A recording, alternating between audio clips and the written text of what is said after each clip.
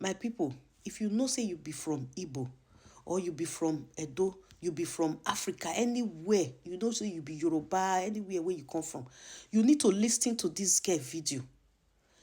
Make you listen and hear wetin she talk before Oyibo come carry their religion come Africa.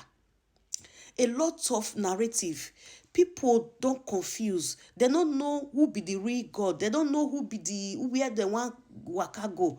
Before Oyibo carry their religion, before they come colonize us, we were having our own lives before they came.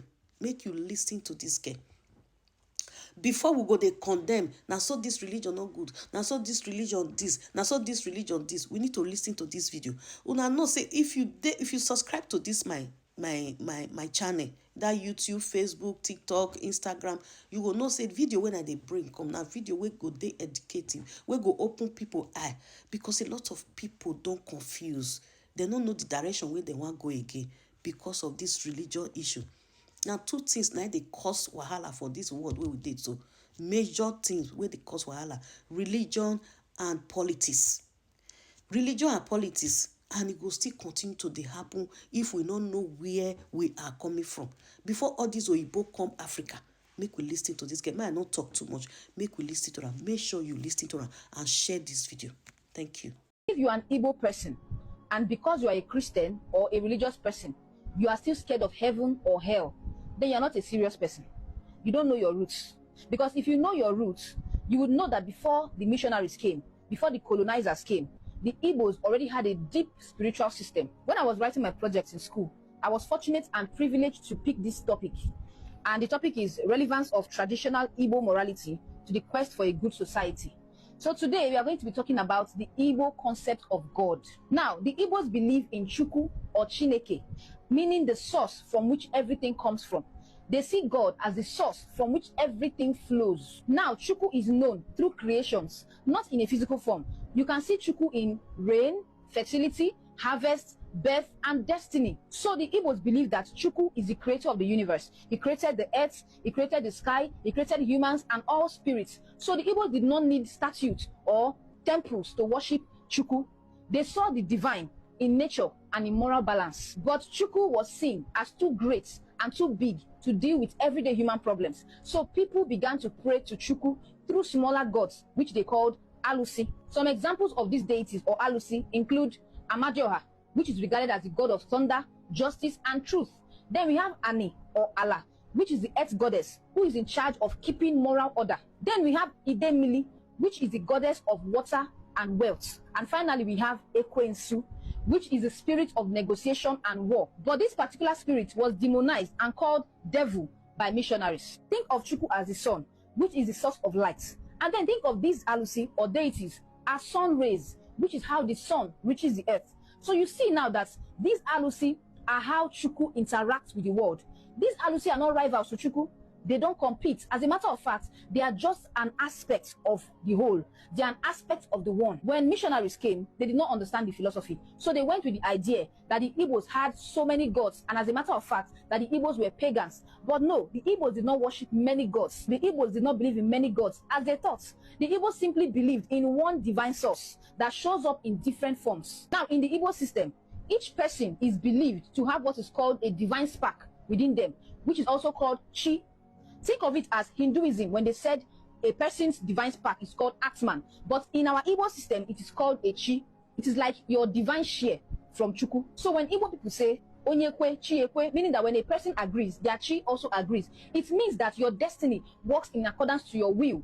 Okay? And that faith is not passive. Faith is interactive. Now, the Igbo belief system is centered on what is called Omenala, which is customs and moral laws. And at the center of this moral system is Allah, which is the goddess of the earth, the one in charge of moral order. When you offend Allah, the earth goddess, it means that you have done something they call Uso Allah, which means abomination. Things like incest, a father sleeping with a child, or a mother sleeping with a child, a brother sleeping with his sister, or a brother sleeping with a brother, or even a sister sleeping with a sister. Incest is incest.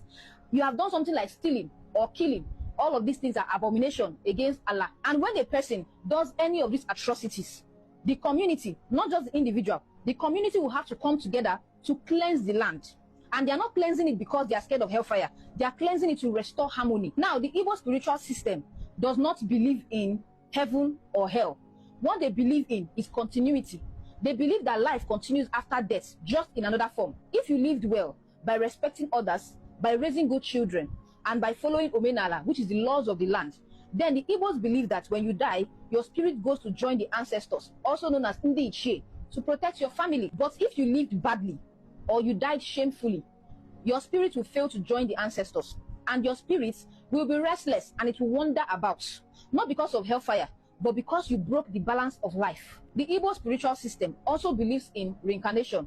They believe that sometimes a wandering spirit or a restless spirit could try to reincarnate through a child in the family if it needed a second chance or it wanted to right its wrong. And this is why there are some children that when they are being born, the elders will say, Olowagachiri, meaning that this person has come back again. It is like how Yoruba say, Babatunde or Iyabo. Now, from all I have said, what did you notice about the Igbo spiritual system? If you listen attentively, you would realize that the Igbo spiritual system gave credence to both the masculine and the feminine energies.